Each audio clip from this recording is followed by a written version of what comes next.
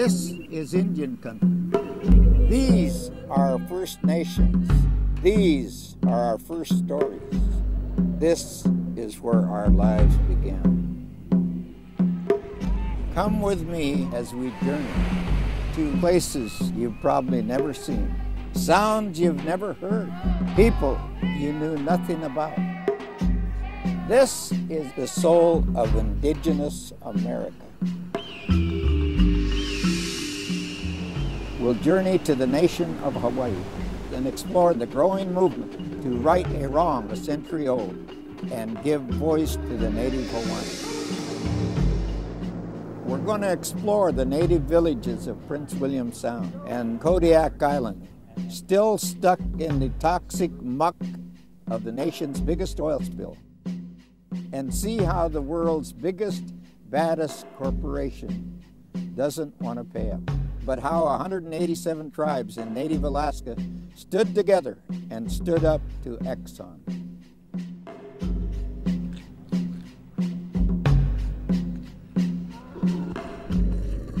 Subsistence isn't just going out there throwing a line in the water. It's a whole way of life. It's the process. We understand where that fish comes from. We understand where that beluga is born, where the spawning areas are for these fish. To our people, it is sight, it is smell, it is hearing. You know, that's all in the part of the learning of being an Alaskan Native. And we're not afraid of death. It's a part of us, and we've seen a lot of death because of the Exxon oil spill. And you have to be very strong, and our people are strong because look, we survived it. We're here.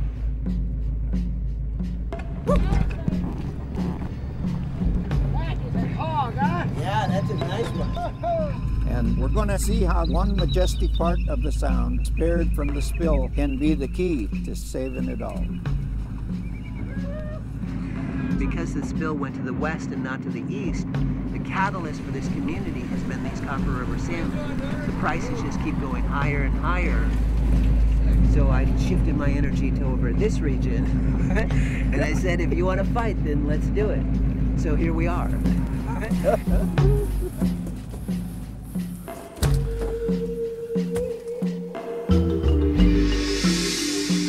We'll visit my Inupiat brothers, the great whaling people of Alaska. We're up here at the top of the world, about as far away as you can go on this planet, but close enough to get a punch in the gut from all of us down here. Global warming. Their villages are literally melting away into the Arctic Sea. There are animals showing up on beaches, dead or near dying, because the ice sheets are disappearing. They're swimming for their lives.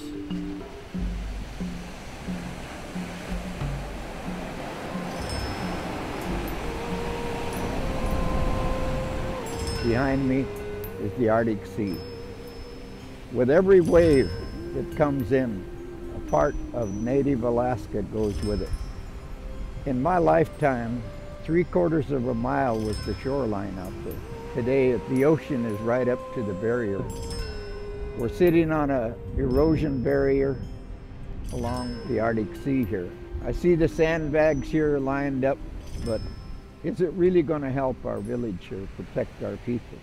You know, this is the front line for that issue, and I'm going to be here talking to our people, listening to their stories. They're the ones who can tell the real stories of what has taken place up here. It's probably one of the biggest issues that's facing our villages up here in the top of the world. And it's facing all of us throughout all of the world.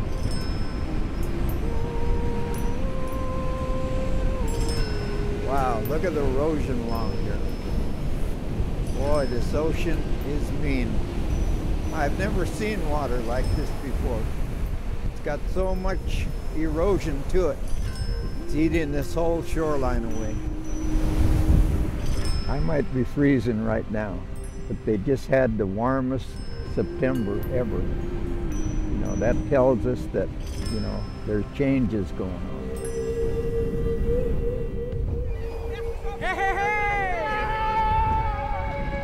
I'm sitting here today witnessing this great hunt up here for the bowhead whale.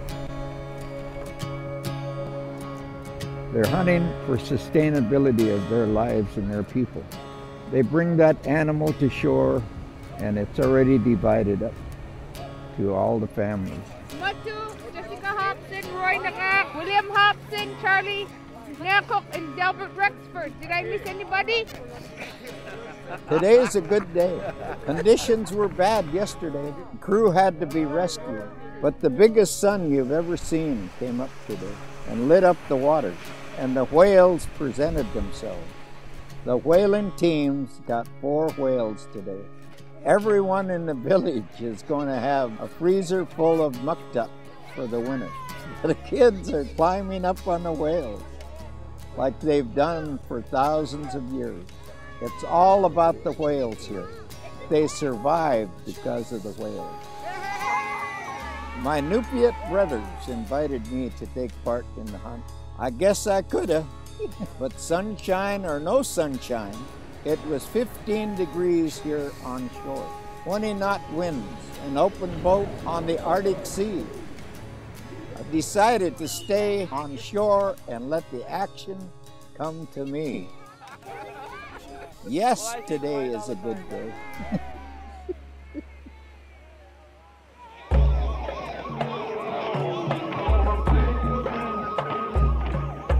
My name is Billy Frank Jr. I'm 78 years old, and I've lived on this river all my life.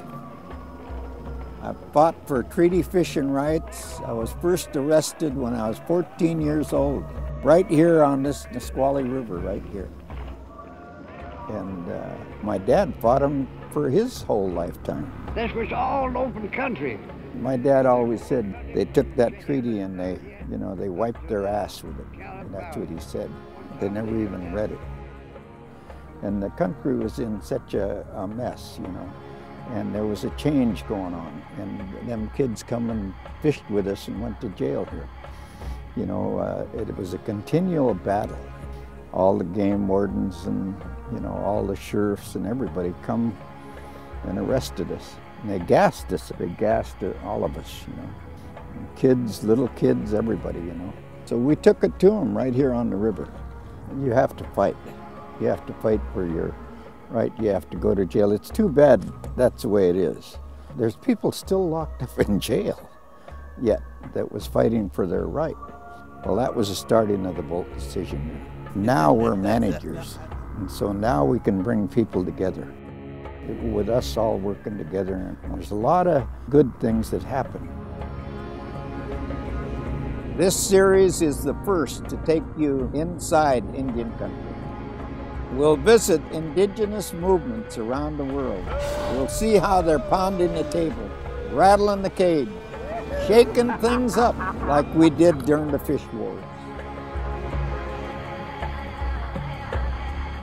Come with me as I explore the First Nations of the world, as I hear their history and the history that they're making now, as I hear their stories of hardship, of hope that we have and the laughter, you know, how these people can laugh with so much tragedy around them.